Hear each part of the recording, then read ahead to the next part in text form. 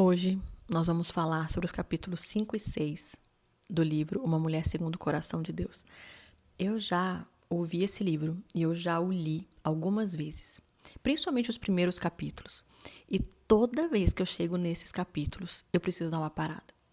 Porque existe uma pergunta que ela me acompanha desde a primeira vez, que me fez cair do cavalo, basicamente.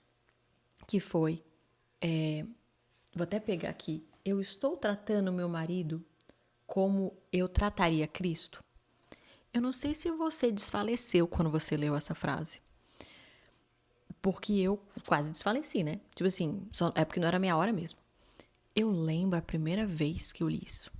E, gente, eu achava que eu era uma esposa amorosa, que eu tava até fazendo o meu melhor. Mas essa pergunta, ela entrou de verdade no meu coração. Eu percebi o tanto que eu tava longe.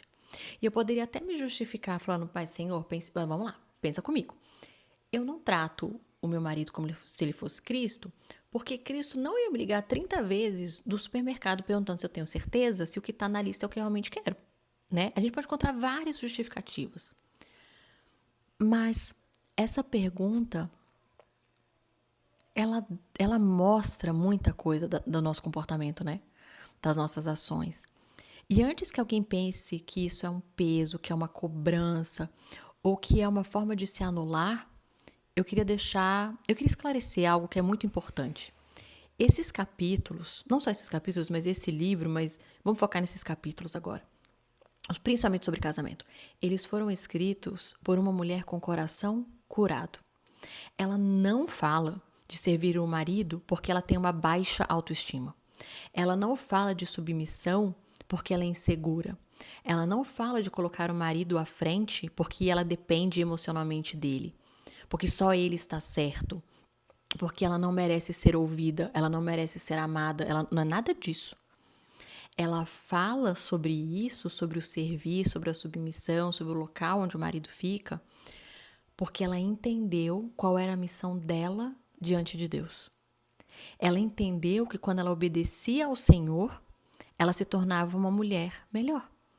Ela reclamava menos, ela falava com mais cuidado, ela considerava mais os sentimentos do outro, do marido, né? Ela considerava mais as ideias do marido. Então, não é sobre você se diminuir. Não é para você se sentir menos. É para você amadurecer. E a história da lareira para mim, marca muito isso. Ela queria a bendita lá da lareira, era um desejo dela. Mas o marido ele não tinha condições de prover aquilo naquele momento. E ela decidiu nunca mais tocar no assunto. À primeira vista pode parecer, mas por que ela não pode falar sobre isso? Por que ela não pode falar para o marido que ela queria muito a lareira e não? Presta atenção. Porque isso não era algo profundamente essencial. Era uma coisa que ela queria, muito, mas não era essencial. Porque ela não estava também reprimindo algo inegociável para ela. Mas ela decide nunca mais tocar no assunto, porque ela percebeu que aquilo, a lareira, não era mais importante do que proteger o coração do marido. Ela poderia insistir, ela poderia comparar a casa dela com a casa de uma amiga, ela poderia fazer comentários indiretos, passivos, agressivos, mas a sensação que eu tenho é que ela perguntou a si mesma: por que eu vou falar algo pro meu marido que o machucaria profundamente? Porque imagina o coração desse marido, a cabeça desse marido. Nossa, eu quero muito gastar dinheiro para fazer uma lareira. E o cara pensar, a gente não tem dinheiro. Eu queria se sentir péssimo.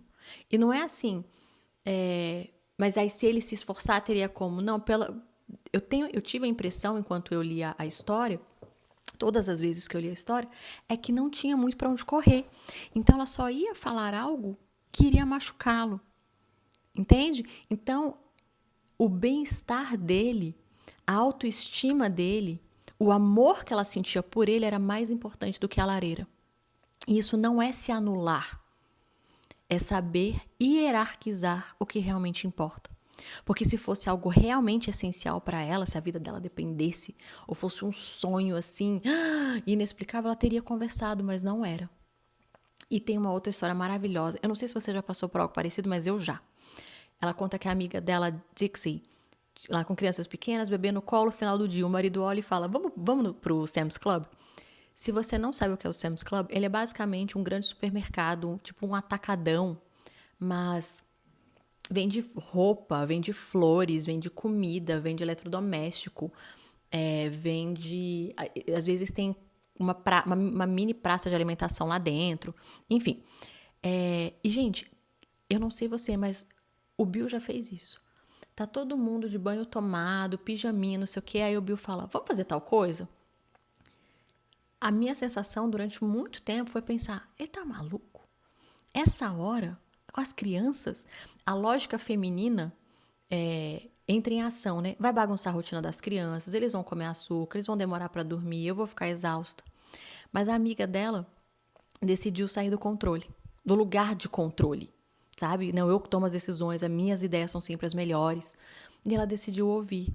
E foi tão bonito, anos depois, né? Os filhos já adultos, todos dizendo como a memória favorita, uma das memórias favoritas da infância, era exatamente essas noites lá no Sam's Club.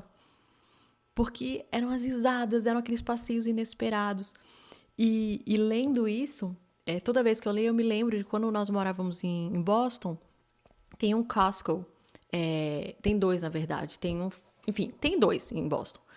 E um mesmo em Boston e o outro um pouco fora de Boston. Não, acho que os dois ficam um pouquinho fora. Mas enfim, tem lá dois. E o Bill falar isso, e eu lembro que no início a gente não queria ir nem amarrada. E aí um dia eu resolvi falar, então tá bom, então vamos. Você quer muito esse nesse horário? Pra mim não faz sentido nenhum, mas vamos lá. O tanto que as crianças se divertiram. O tanto. Gente, foi muito. E aí, então, virou meio que, às vezes, uma coisa tipo, mesmo, tá à noite, tudo bem, mas vamos lá. Então, vamos fazer as compras e as crianças vão se divertir, vai ser um passeio mesmo. Porque, gente, existe uma enorme chance de nós não estarmos certas o tempo inteiro. É sobre você dar espaço para o outro também ter uma voz no casamento. Porque talvez você pense, não, Tati, mas eu não tenho voz no casamento. Quais são as vezes que você tira a voz do seu marido, que você tira a autoridade dele na frente dos filhos? Você dá a entender de forma muito clara que a ideia que ele teve é sem noção. Sabe? Isso machuca também. E eu quero falar um pouco sobre aquela frase, a ocasião faz o ladrão. Eu discordo. Eu acredito que a ocasião revela o ladrão. O casamento, ele não cria grosseria, ele revela pessoas grossas. Ele não cria impaciência, ele revela pessoas impacientes. Então, se você está ríspida, controladora, dura, isso já estava aí. A situação do seu casamento trouxe isso à tona. Eu lembro muito de uma vez que a minha mãe me disse, ela falou assim, Tati, você já viu que tem gente que é tão de boa que seria feliz com qualquer pessoa? Porque a pessoa, ela é tranquila, ela tá de bom humor, ela poderia ser casada com qualquer pessoa. Não é o casamento dela que faz ela feliz, ela é assim. Porque é ela, o caráter dela sustenta o ambiente. E na minha opinião, é isso que esses capítulos ensinam também. Porque a Elizabeth, ela quase ou nem fala do comportamento mesmo do marido. Ela fala do próprio comportamento, do próprio coração. Isso não significa, em hipótese alguma, que o marido dela era perfeito. Tanto que ela fala que antes de Cristo ser o centro do casamento, nos primeiros anos foram horríveis. O casamento dela era medonho. Mas então, significa que agora Deus era o centro. E algumas mulheres colocam o marido no centro do casamento. Tudo depende do humor do marido, da aprovação dele, do olhar dele. Outras colocam as suas dores no centro. Mas o chamado aqui é colocar Deus no centro. Porque, gente, quando Deus é o centro do casamento, ele transforma o nosso coração. Ele muda o nosso tom. Ele ajusta as nossas palavras. Ele reorganiza as nossas prioridades. E mulheres transformadas transformam suas casas em lares. Eu realmente acredito nisso. Então, deixa eu até tocar num ponto delicado, que tem uma hora que ela fala assim que a gente meio que querendo ou não, a mulher, ela que organiza a rotina da casa, né? Então, se as coisas aí estão desorganizadas, o clima está um pouco complicado, se está existindo uma tensão constante, será que, em alguma medida, eu não estou falando que é para tudo não, tá? Em nome do Senhor. Mas será que isso também não reflete um pouco da nossa desorganização? Eu tô falando nossa mesmo, eu falo pra você e falo isso pra mim. Então, no que depender de você, seja mais organizada. Para de ficar tanto olhando pro outro que o outro tá fazendo ou deixando de fazer. Ah, o outro lá, fica o tempo inteiro no celular. Vai você nas suas configurações do celular e vê quanto tempo você passa no celular por dia. Talvez o seu marido só não esteja ali vendo o tanto de tempo que você passa no celular. Talvez quando ele está por perto você fica menos, mas e o resto do dia? A gente fica ali olhando, né? É o tal do... A gente vê o cisco no olho do outro, mas não vê a trave. Talvez tenha uma trave lá também, mas tira a trave do seu olho primeiro. Aí você vai conseguir ajudar o outro. Se pergunte, eu estou sendo doce? Eu estou competindo com meu marido? Quem é que fere mais? Quem é que está mais machucado? Sabe? Será que eu estou perguntando como é que eu posso ajudar? E você pode falar para mim, eu entendo. E sinta-se infinitamente abraçada. Você pode falar, Tati, eu estou muito sobrecarregada. Sinta-se muito abraçada. Mesmo. Então, por favor, se pergunte. Olha para sua rotina e se pergunte o que realmente precisa ser feito.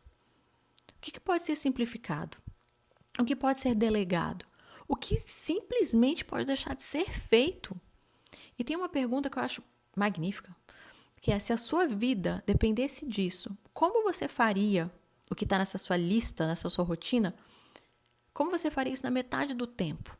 Qual atalhos você pode usar? Quais expectativas você pode diminuir? Para você organizar o que está no seu controle. Do que depender de você, as coisas vão ser mais simples em casa. E em Provérbios, né, fala que a mulher sábia edifica a sua casa, que ela é o pilar. E, gente, isso não é para ser um peso. Pensa naqueles prédios bonitos, greco-romanos, aquelas pilastras, aqueles pilares lindos. Aquilo ali sustenta tudo e a gente não fica olhando, caramba, olha só toda essa estrutura, olha esse pilar que bonito.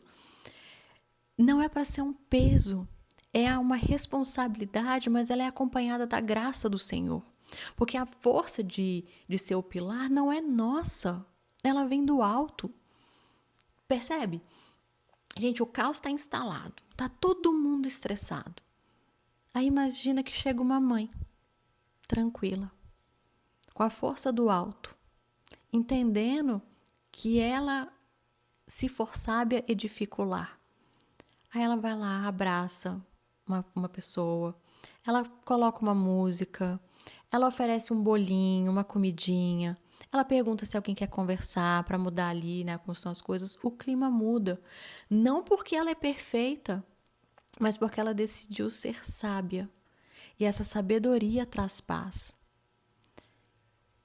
Eu deveria ter falado isso no início. Mas isso não significa aceitar abuso, tá? E a Elizabeth também fala isso.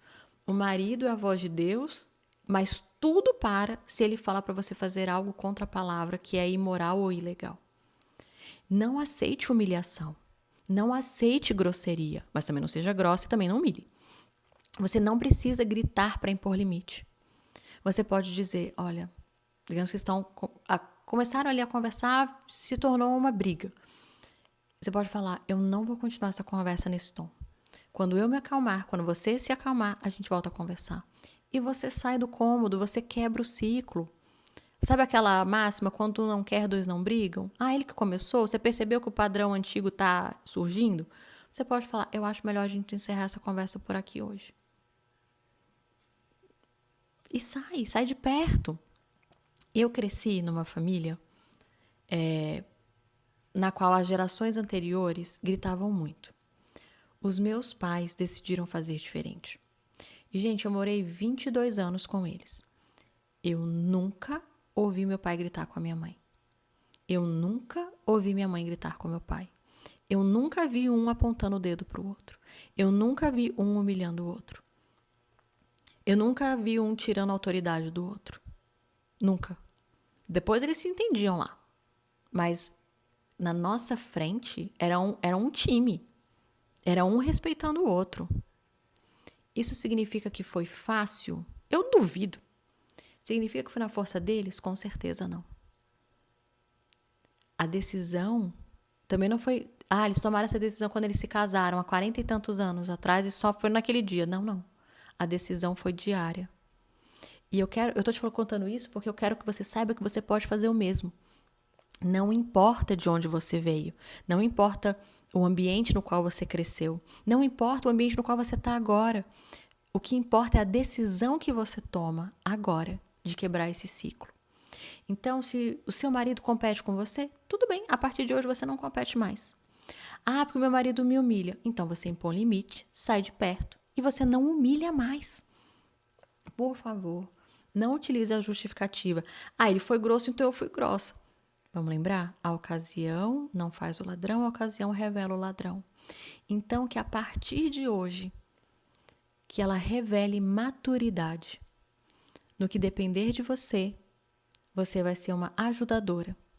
Você não vai ser obstáculo. Você não vai ficar de cara emburrada. Você vai ser amorosa. Você vai ser educada. Você vai seguir o plano que Deus estabeleceu.